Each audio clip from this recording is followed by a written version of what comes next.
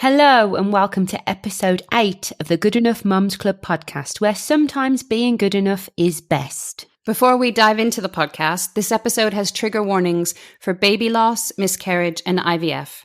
If you don't feel up for listening to this episode today, please just check out one of our other episodes. And also, we do swear sometimes in the podcast. How will I ever be good enough? When will the loneliness fade away? Why does it have to be so tough? Hard as I try, I'll never be good enough. My name is Jade Samuels. And my name is Emily Beecher, and we are the hosts of the Good Enough Mums Club podcast. Every week we'll initiate a mum into the club and explore the complexities and realities of modern motherhood. You can join the club and find out more about the musical or future episodes of the podcast by following us on Facebook, Twitter and Instagram by searching Good Enough Mums Club. And don't forget to subscribe to the podcast, rate and review wherever you listen. This week we're speaking to Katie, who is mother to her stillborn daughter, Ottilie. This is a difficult listen, but it's also important that we as women share and support each other in these experiences. As Katie shares, talking and listening is key. This episode is a little bit different in format, but we truly believe that women like Katie, women who've experienced miscarriage, stillbirth, or child loss of any kind, are still mothers and are still welcome, supported, and celebrated in the club. So let's get into it. Katie, what was your journey towards becoming a mum like? Long and hard and really frustrating. Where do you want me to start? I got married in 2012 and definitely knew we knew that we were going to have kids right way before we were even engaged, let alone married.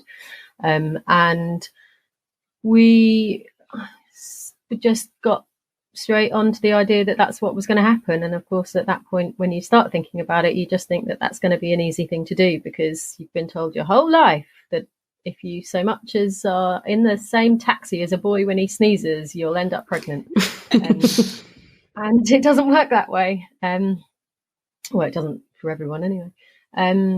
It was a long and arduous journey of eventually being diagnosed as with unexplained infertility, which is probably the most frustrating and really quite frequent fertility diagnosis, which pretty much the suggestion there was that we could go for IVF, and in hindsight, because I am a competitive perfectionist, I couldn't let that be because that doesn't, IVF felt like an admission of failure. Fertility treatment felt like something that other people did. And of course, if I wanted kids, I could get pregnant and we just needed to keep trying and everything would be fine. And in hindsight, that was stupid and wasted a lot of time. And it meant that it was then another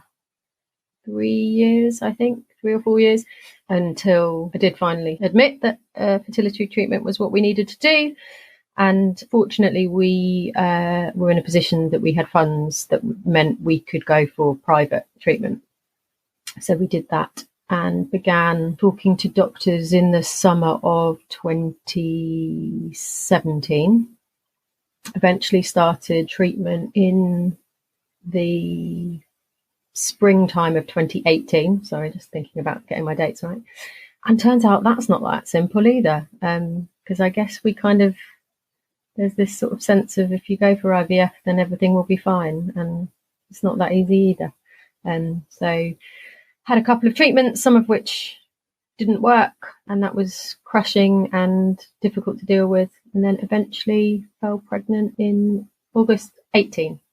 It must seems like you just have to keep track of all of the different things. I think when you're trying and you need fertility treatments, it's you have to keep this sort of history of what's happened and what hasn't happened. And Yeah, absolutely. I mean, you have to, it's military precision with fertility treatment, and it's exhausting. And, I was balancing a big job and trying to kind of keep everything going, social and personal and professional, and in and out of doctors. And yeah, I mean, it feels like, I don't know how many times I've either said my date of birth out loud to somebody who's trying to find my records, or how many people have looked at my vagina, but a lot on both counts. It's just, your dignity is left at the door, and you just then end up cracking on with it. And you're just constantly asking questions, checking dates, working out what's happened next, remembering what drug did what, or how that made you feel, or which doctor has said what, or which nurse has given you what advice, or there's so much to keep track of, and it's really hard. It's really hard. And I think there's a perception that the IVF is a simple decision to make and a simple process to follow, and it's not at all. Were you able to talk to people about it, or did it feel like something that you just really wanted to? I think I did, but I don't think I did enough. I had a former colleague who had been through IVF, and I talked to her quite a bit, but she'd been through it several years earlier. But she knew and understood the general, because there are elements of it that are the same for everyone, and there are lots of different types of treatment that are different for people as well. So you're always going to find similarities and differences.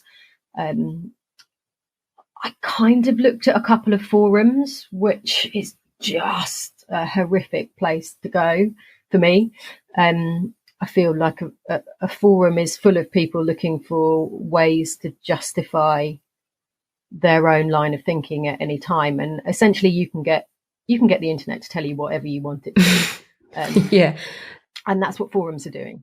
It's mad, isn't it? The amount of times you've gone online and you're like, oh yeah, that's certainly what's happening. Oh, 100%. And then it's a cold. You're not dying. You've got a cold or something like that. No, and with fertility treatment as well, because it's so emotional and it's so involved. And I think that thing of everybody having a different story gets forgotten, because you're just looking for someone who's got an experience that is the same as yours, and you'll ignore all of the differences in the hope that their similarities will make you feel better. And I just think it's a really dangerous place to go. In more recent years, I think the Instagram community around trying to conceive has become a much more gentle and safe place for people looking for advice. And I don't think it existed. I genuinely don't think it was in the same place as it is now. When I started with fertility treatment, I don't think it was in the same position at all. I also had a couple of other friends who were kind of starting similar-ish treatment. So I did have people kind of going along the same journey at the same time. But I'm pretty open. I think I wear my heart on my sleeve a lot, and I did talk to people about it. I never really pretended it wasn't happening, and I think for me that was a huge thing, because and I professionally as well. The moment I had to build myself up to it so much, but I went to tell my boss, because I just knew it was going to take time, and I knew I was going to need to have scans and time off and that sort of thing. And I was terrified about telling him, which is ridiculous, because it's someone I've known for a really long time. It's someone I've worked with. And he was amazing. He was so good. And I immediately felt supported. And I'm so glad I did, because I think trying not to talk about it would have made it so much harder. And then I also made a decision to tell some of my direct reports at work as well, because I felt, and this is absolutely on me, but I felt like I needed them to know I wasn't flaking out on them. I needed them to know if I wasn't around, it was for a really valid reason, and that I was, I'd be there, and I was still their boss, and I was still going to be around, and I was still going to do the same things I'd always done, but I might be a bit late into the office, or, I might have a week off here or whatever. And again, that just took the pressure off. So I appreciate that. I guess I was in quite a privileged position with work. I work in media. I think we're pretty understanding of some of that stuff.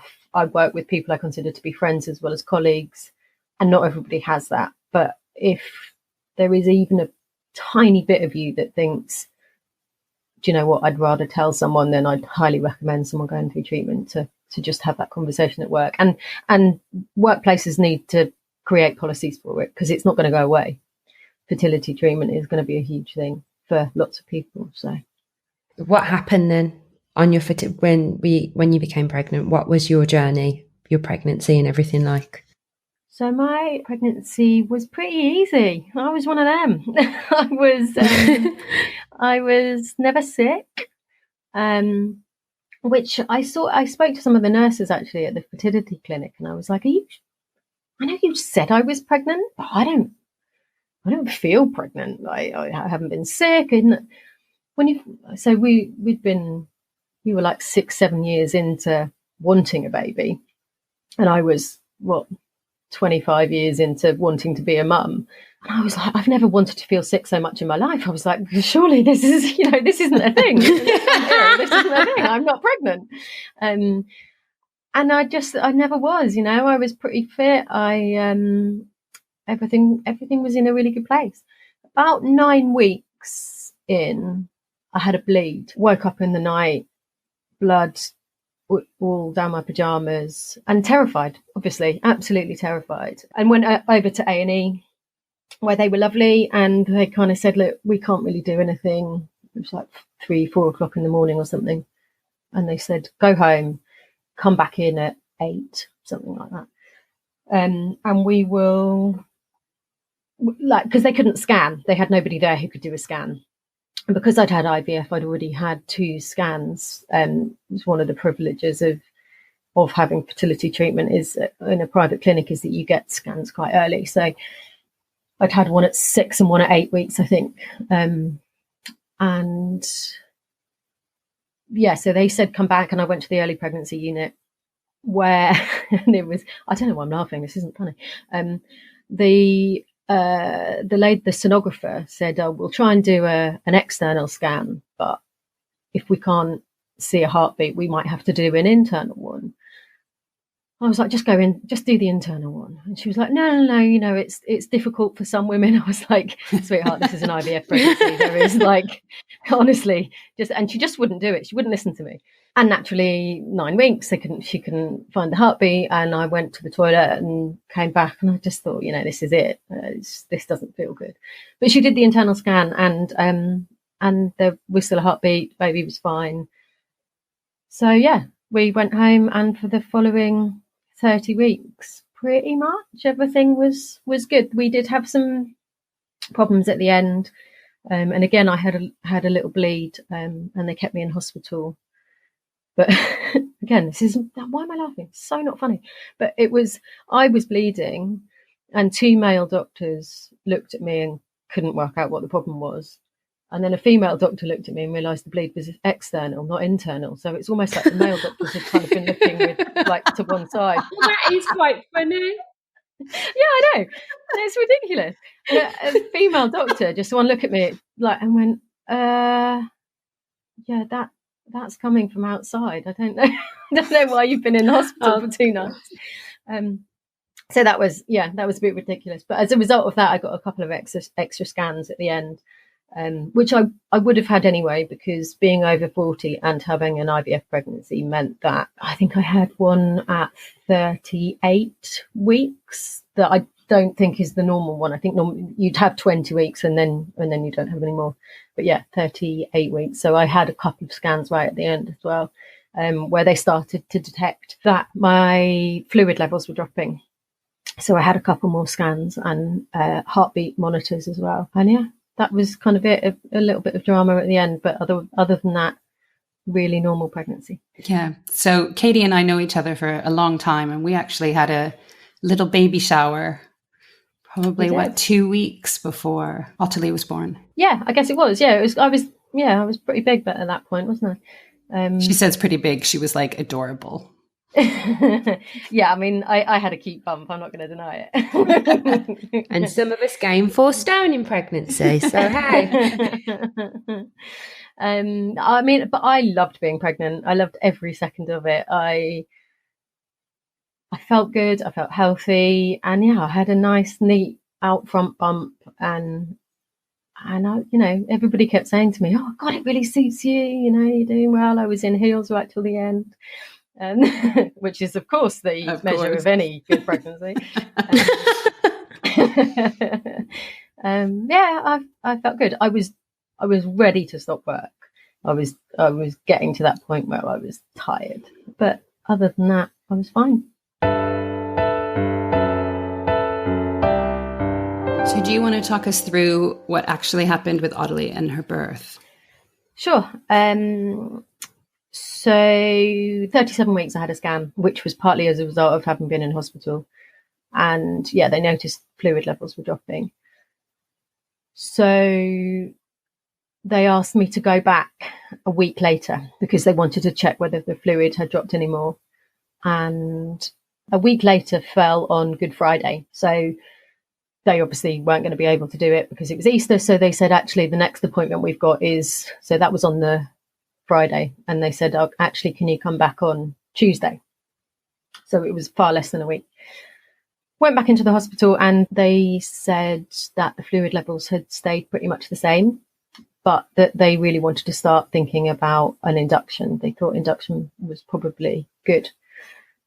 And I didn't want to be induced. I didn't want that to happen. I'd done the NCT classes, I'd done some maternity yoga, and I really felt like unless there was a really strong reason, unless somebody was kind of saying, now this is a problem, that I wanted to give birth naturally. I wanted to let baby come when baby was ready. And you kind of told in all of the classes, induction will make it longer, make it more painful, you're more likely to need intervention, and all of these things that we're told as women are not necessarily a good thing. So I kind of held on to that a little bit. So that second scan was on the Tuesday, and they were like, no, okay, that's fine. You don't have to be induced. It's just something that we think we should start considering. So, excuse me, the doctor, and actually it was the same lovely doctor who had noticed that the bleed was coming from the outside, not the inside, called me on the Wednesday morning.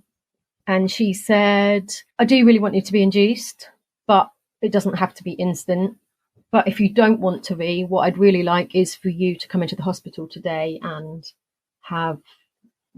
jump on the heart trace monitor, which I did. And she said, then we'll make a decision. So did that.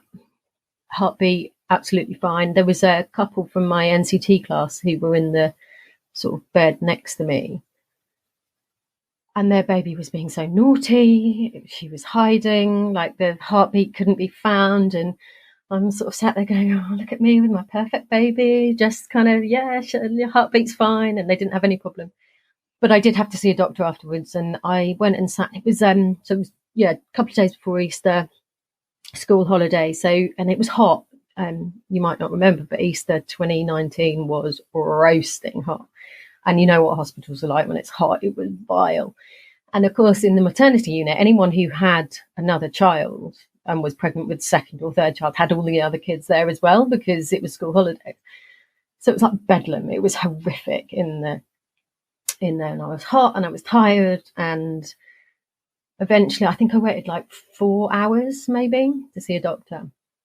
And by the time I saw the doctor, I was like, I'm not doing this every day, because she basically said, until you're ready to be induced, or until we think that you absolutely have to be induced, then you need to come into the hospital every day and go on the heartbeat monitor. Which, when I'd arrived at that hospital that day, I was like, well, I'll do that. That'll be fine. A couple of days and then we'll go. By the time I saw the doctor, I was like, nah, get this, let's get it going, because I can't do this every day. It's too much. And I got really emotional. I was super emotional. And I was like, just do it.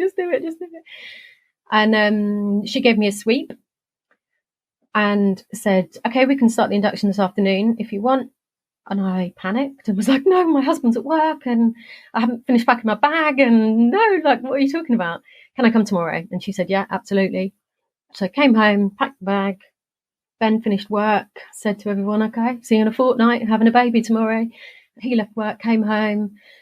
had an early night, nice dinner, got ourselves sorted and followed instructions essentially. So woke up at 6, phoned the hospital. They said, yeah, we've still got a bed, we've still got space, come in, but don't come in until 8. So I got back into bed, had sort of laid down on my side. Ben put his hands on my bump and baby kicked and had a little wriggle, which was lovely, like a really nice little moment. Got dressed, packed a ridiculous amount of stuff to go to the hospital to have a baby. I've got a picture of it all like in the hallway. It was so ridiculous. Got to the hospital, registered. They took me to a bay.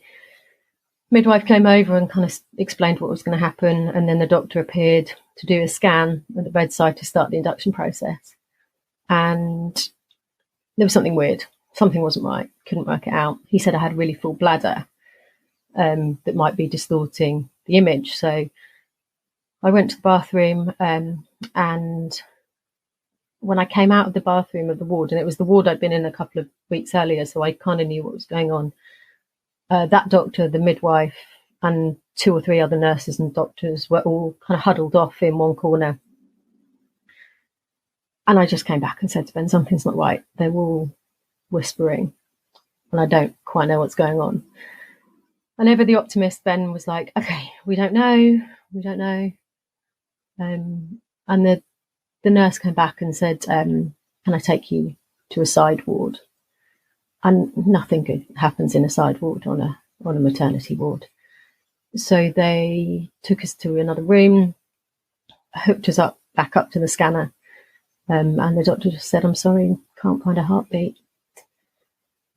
So at 39 weeks, we'd arrived to be induced and there was no heartbeat. So somewhere between 6 o'clock and 8:30, when he first scanned me, our daughter had died. And then the next, I guess, 10 hours were horrific. Well, the next 10 weeks were horrific. And we got taken off to a different ward. So we had 3 separate scans of people telling us that there was no heartbeat.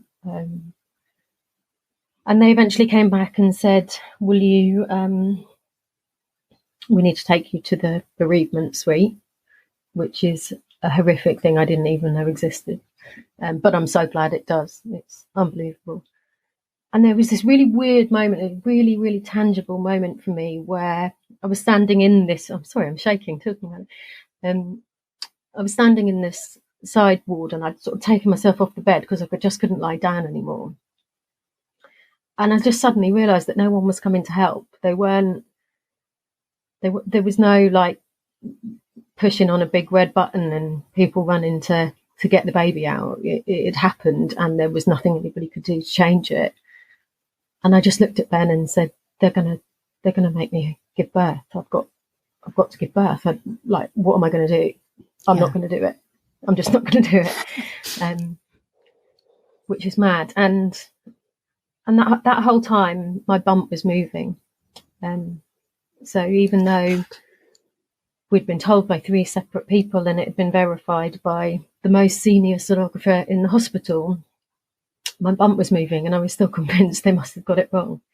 But of course, that was Braxton Hicks because baby was ready to come. So they took us off to the bereavement suite and I just refused to give birth, which even in my darkest hour, I can be the most stubborn fool around. And eventually they said that they would give me a cesarean. And Ottilie was born at 7 o'clock that night. And they brought her to us and told us she was a girl at that point. And she was beautiful. Oh. Here come the tears, people. Sorry. I guess, so had you picked the name out? Did you know that she was going to be, if she was a girl, she was Ottilie? No, we didn't actually. Ottilie was on my list of names. And my husband, with every name I gave him, he was like, well, what does that shorten to? But what does that shorten to? What does that shorten to?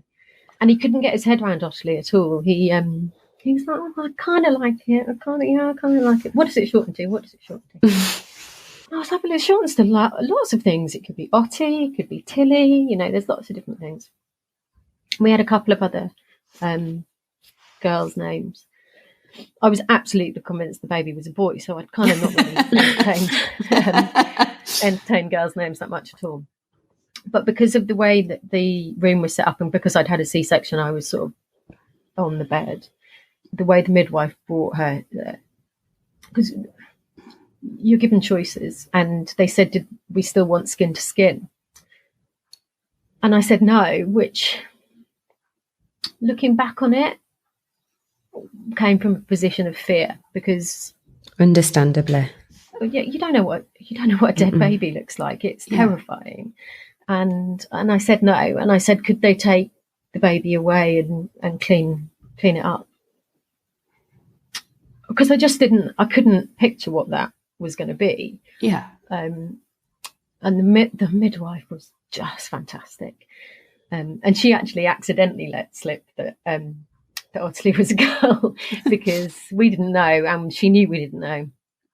But after they brought me from theatre, and she was like, by this point, she was like a good 2 hours over her shift, but she just stayed with us because she was just incredible. And she said, are you ready to see her now? And I went, and my eyes lit up, and I looked at Ben, and she went, oh, I'm so sorry. I'm so sorry. I forgot you don't know. And she's beautiful. And we were like, don't worry. And it was actually quite a nice way to find out. And the way that she brought Ottilie into the room, Ben kind of saw her first, and she laid her in, they have what they call a cuddle cot. So it's basically just a kind of bassinet crib, but it pumps cold water into the bottom so that baby isn't essentially decomposing, which is nasty to think about, but that's essentially what it's doing. And she laid her next to us, and as she brought her around, Ben just went, oh, she's so soft, there's nothing hard about her, there's no edges, it's Tilly, it's Ottilie. And so he kind of named her, without really having sort of been wedded to the name up until that point. he gave her the name. No. And I think I should say that, I mean, you texted us that night. So yeah. So I got this text at sort of this incredibly well-composed text from Katie, just telling us that it didn't go to plan and that Tilly had been born. And it's such a weird thing because you just don't know what to say. And your text was so eloquent. It was so beautifully written. I think because she had been so long waited for, so many people were invested in, everybody else had kids, everyone else had done that, everyone else had moved their family story on, and everybody wanted it so much for us. And she was so loved from the moment everybody knew that she existed. She was just so loved by so many people that every baby is, everybody's excited at the arrival of a baby. That's normal. Everybody's family, everybody's friends. But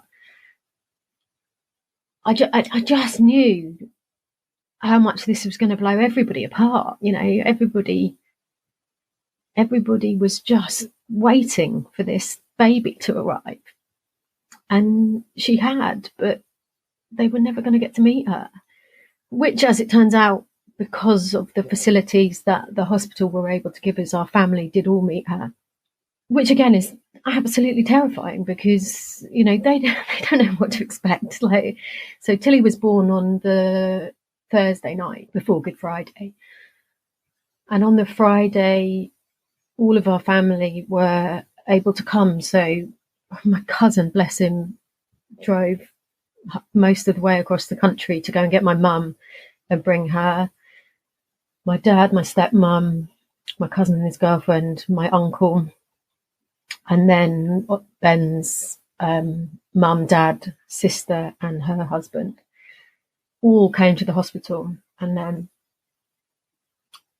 they all camped in the sort of Costa Coffee bit of the hospital. And Ben, I'd slept the night after she was born, but I was clearly off my face on having had, because I had a cesarean, but they could just whack me full of as much drugs as they wanted to. You know, there's no precaution for the baby. And so I almost couldn't feel, like, from my chin down. They were sort of doing the poke test to see, like, can you feel here? Can you feel here? I was like, no. I was like, oh, that's my lip. Like, I can feel you now. And then the next morning we did spend a bit of time with her. And then I just looked at Ben and said, I need my mum now. Can you go and get her? And so my mum came in first. And that's kind of when it started to hurt even more, really, because all of a sudden I'm not just feeling my own pain, but I'm seeing everybody else's as well. Yeah. And I think it took me about, I'm not even sure whether by her funeral, which was 8 weeks, longer after she was born, I just couldn't look people in the eye, because all I could see in other people's eyes was their pain coming back at me, and I couldn't cope with it because I felt like I'd caused this amount of pain in other people.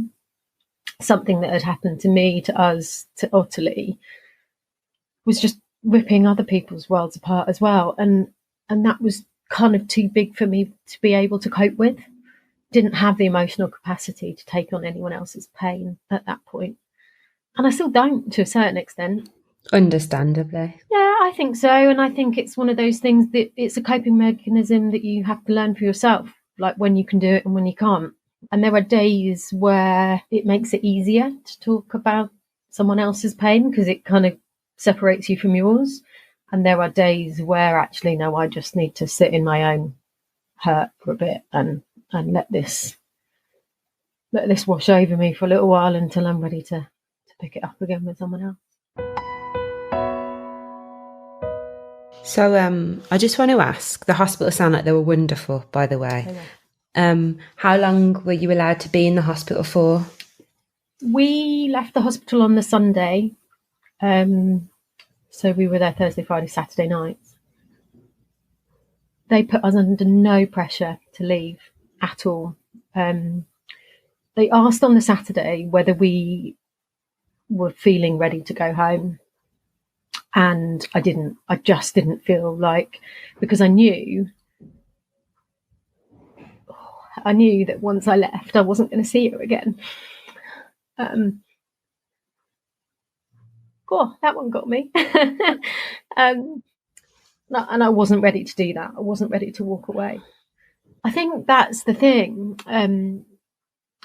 We could have brought her home because these cuddle cots are really they're portable. It's designed to work that way. And in a way, I'm really glad we didn't, because this house became our safe haven. When we got home, we were in our space. And when we were pregnant, we'd always called the baby Blasto, because during the IVF process, you get to blastocyst stage. And if they get to 5 days, then that's a good one. And out of 22 eggs that we'd had collected, Ottilie was one of only 2 that were 5-day blastocysts. And we just always called the baby Blasto. And when we got home, we were in a space where Blasto had been, but Ottilie never had. And it kind of gave us a little bit of a break from everything that had happened. And we felt like we were in a really safe space where we could heal. And I kind of think if she'd have been here, I don't know whether we'd ever been able to separate quite the way that we have. But I think if we'd have said we could we stay another night, they would have been okay with that. So yeah, we came home on the Sunday, and I'd had a cesarean. I hadn't really walked that much. I just don't think I'll ever, hopefully, have another walk like it. Leaving a hospital knowing that your baby is still in there. It's just, it's no one should ever have to make that walk to their car. My family had been incredible and taken the car keys off Ben and taken all the stuff out of it. So there was no car seat. There was nothing in there. And they'd brought it to our house and they'd put it in the nursery that we'd created and shut the door and just, they'd left it so that we could decide when we went back in there. But we just left the hospital and drove home. And actually that was the first moment, I think, where I probably became slightly stronger than Ben. Up until that point, he'd been the one that had been the strong one, and he was driving. Which is slightly worrying looking back at it now. But as we got to the top of our road, it had been such a hot weekend and all the blossom had come out on the street as we came home. So as we drove, there was just this pink blossom and it was a beautiful day. And I just kept saying to him, we're okay, we're going home. That's where we're safe. Everything's okay. When we get home, we've done it. We've done the journey. That's our first thing we've ever had to do without her. We're just, that'll be it then. Once we get home, we just get home and we'll be okay. We'll be okay. And he parked outside. And the house next door to us had been empty for a couple of years. And the new neighbours had moved in the day before Ottilie was born. And of course they were outside, weren't they? When you just want to get into your house and not. And they were brilliant. They looked over and the lady came over and said how sorry she was. And that was it. And then we just went inside. And I think we'll always, those sort of warm spring days when the sun's shining and the birds are singing, I think we'll just feel her in the sunshine and the warmth. And Ben sent a note to his family that night saying exactly that. Because if that had been a cold, wet, grey, miserable day, that would have been pathetic fallacy at work and we just would have been even more down, I think. But he sent a note saying, feel the warmth on your skin. And it's like Ottilie giving you a hug. And it is, we see her in the sun and the blossom, and that's where she is for us. Which is rubbish pace for your baby to be, but it's better there. And she's actually she's buried in a woodland, and that's partly why we chose. I mean, some of the decisions you have to make are, just, do you have a post-mortem? If you do have a post-mortem, how invasive will it be? If you, do you have your baby cremated or buried? And I'm just like, no, neither. I don't want to do either of those things. That's an awful decision to make. How do you make those decisions? Is it instinct? Did you have to think about it? Yeah, I think it's instinct. I instinctively knew I didn't want her to be cremated. I couldn't bear the thought of that at all. And I knew that these sort of woodland burial grounds existed. And we got into a really strange place around the funeral because we had to wait. So she was we decided we would have a post-mortem, and she was taken to Great Ormond Street, and they didn't find anything because obviously nobody's ever going to diagnose us with anything on this sorry tale. Because my natural instinct is to organise. I wanted to move forward. I wanted to know what was going to happen. I wanted to plan. And I think that's a kind of a natural coping mechanism for me. Okay, I can put plans in place. I can control this through planning. But I was worried about talking to Ben about it because he didn't seem like he was in the place to start thinking about the funeral. Conversely, he was worried about talking to me about the funeral because he thought he'd upset me. So we had a sort of breakthrough one evening, I think. And I just said, no, it's okay. I need to do this. And actually, if you're not quite there yet, I'm happy to start moving it forward because this has to happen. What was the grieving process like then, post Ottilie finding her resting place? I don't think it will ever stop. I think, that grief is... There's life before Ottilie and there's life after, and I'm different on either side of that line. I think I saw something the other day, a chap who was talking about his adult child who had passed away, and he said when they say time is a great healer, it's not. It just moves you further away from the thing that hurts, and that really resonated. And there are days where it can catch me out. I'm bearing in mind I'm only kind of 18 months in, and I don't think this is ever going to go away, but it's definitely less acute than it was at the start. We were immensely privileged that so with stillbirth, you are entitled to maternity leave in exactly the same way as you would be if you took your baby home. So is that, sorry to interject, is that legal across the board or just within your... That's so, amazing. After 24 weeks, you're entitled to the same maternity leave, which is obviously really difficult. I think there's a really, really difficult line there because there's medical and there's emotional, and if somebody has a baby at 23 weeks, it's classed as a miscarriage, and at 24 weeks, it's classed as a stillbirth. And obviously, if you're either side of that, that's going to be really difficult. I understand there has to be lines and there has to be cut-offs and there has to be, but the decision is made at that time point. So I was entitled to maternity leave. Ben's employers were incredible and were prepared to give him time. So the week after her funeral, we took ourselves abroad and we went off to the States, and we travelled from Seattle down to Los Angeles, and we were away for about a month.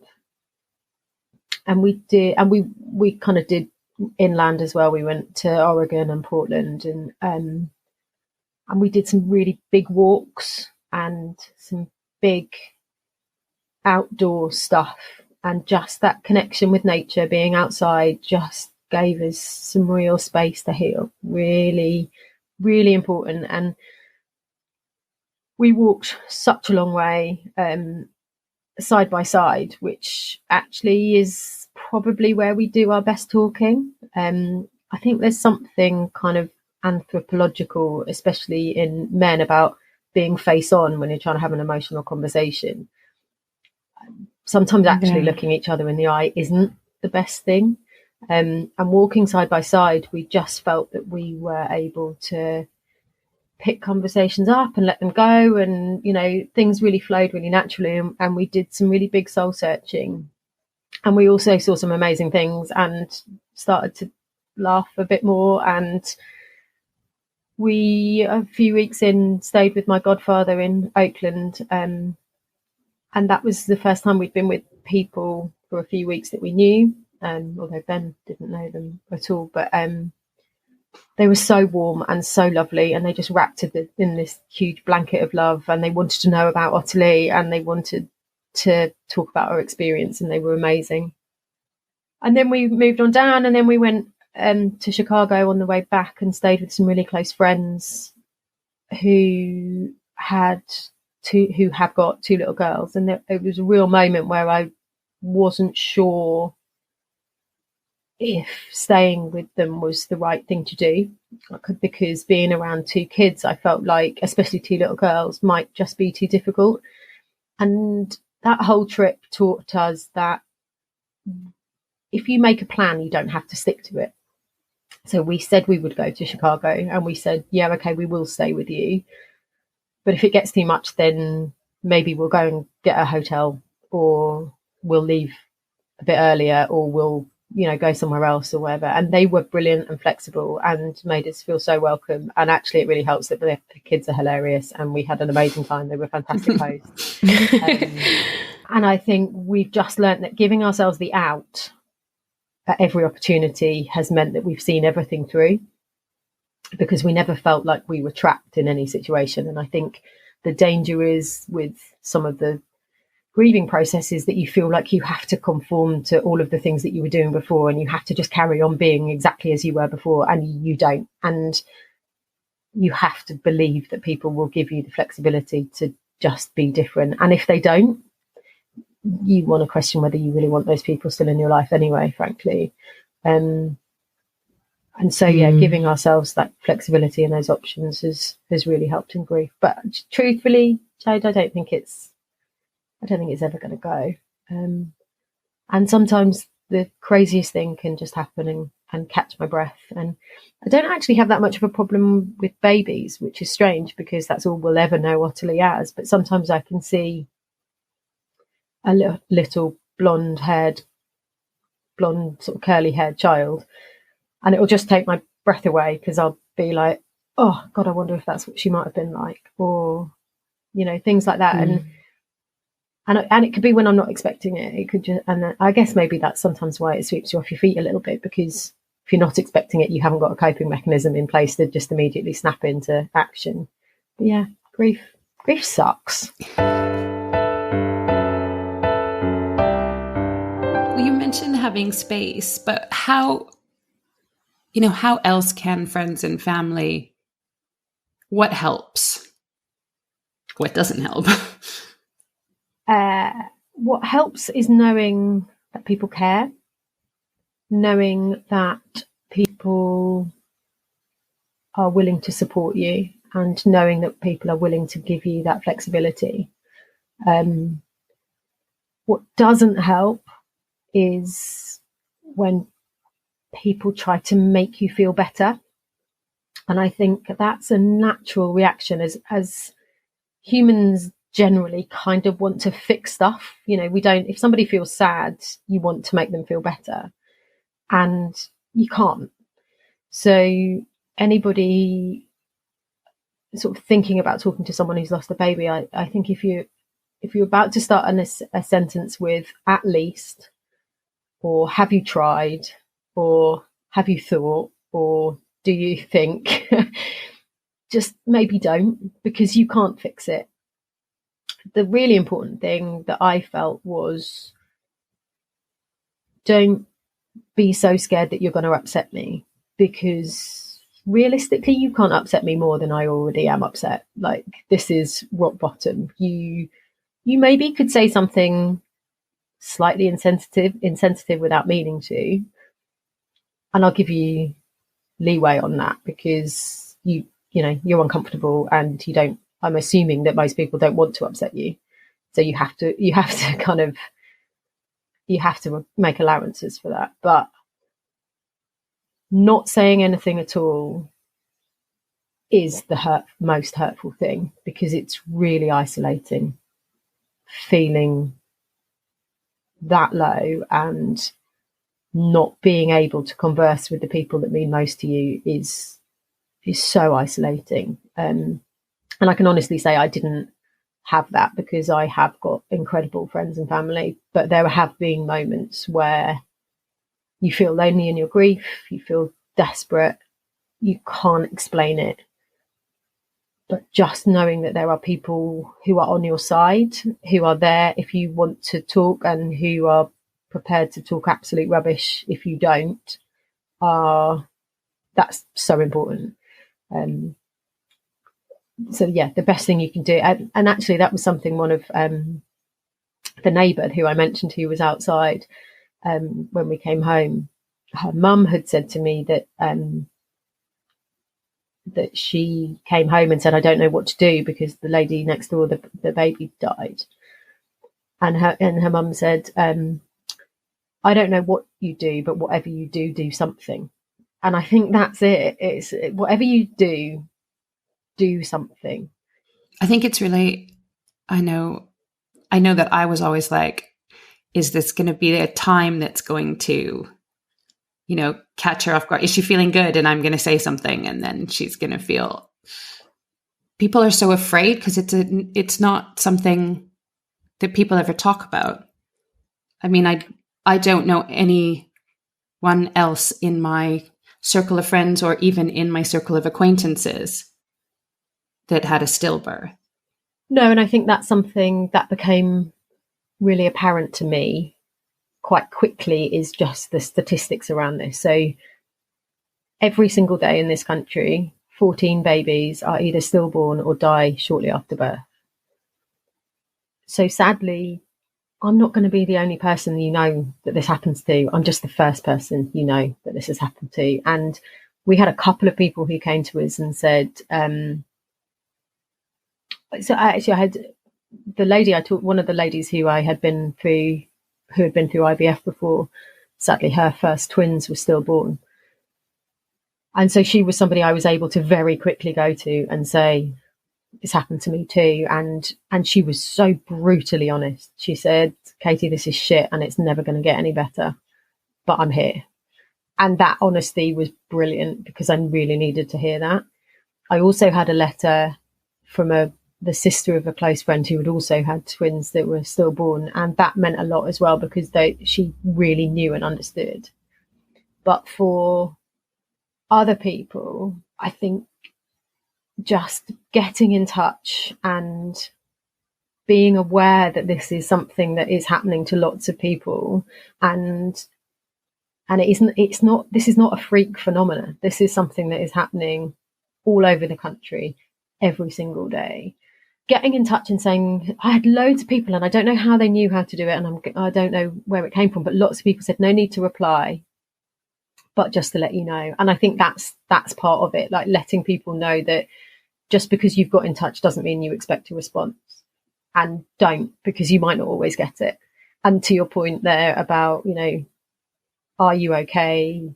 And could this upset you now? Well, there were some times where I read a message and went, you know what, I don't need to think about it right now, and so I'll reply later. And I always did, but you don't have, you don't get to choose when you're going to feel sad and when you don't. So not getting in contact in case you upset someone is, you might just touch a raw nerve, or they might have cause to feel sad, but they probably feel pretty sad anyway. So you're not going to make it worse. So send the message, have the conversation, because they'll feel way worse if you don't. So I think that leads really nicely onto your No Words campaign. Could you just tell us a little bit more about that, please, Katie? I'm incredibly fortunate that, as I've said, people were amazing with us, and I haven't really suffered any desperate isolation from the people around me. But unfortunately, a lot of people do. And it's because people are utterly silenced by the awkwardness of grief. So many people just don't know what to say, as we've talked about. And as a result, they don't find any words at all. And that's really sad. It's really sad for people that they become so isolated. And so I started to think about why that is and why it keeps happening. And it's, for me, is because there is this perpetuated myth that there is a boy and a girl, they meet, they get married, they fall in love, they get married, they have a baby, they live happily ever after. And that is bullshit, frankly. It just doesn't happen. It does happen. It just doesn't happen to everybody. Because paths to parenthood are wiggly and windy and varied, and not everybody gets that happy ending, and not everybody wants it, and that's fine. And not everybody lives the life that you think you're going to. But we just perpetuate this myth that that's the way it is. And we don't talk about baby loss. We don't talk about miscarriage, and we certainly don't talk about stillbirth. I think we're probably slightly better on miscarriage now. I think we there is a bit more of an open dialogue, but it's still relatively silent. So when I say that there are 14 babies a day dying before or just after birth, that is a shocking number. I'm not talking about a third world country. I'm talking about here in the UK.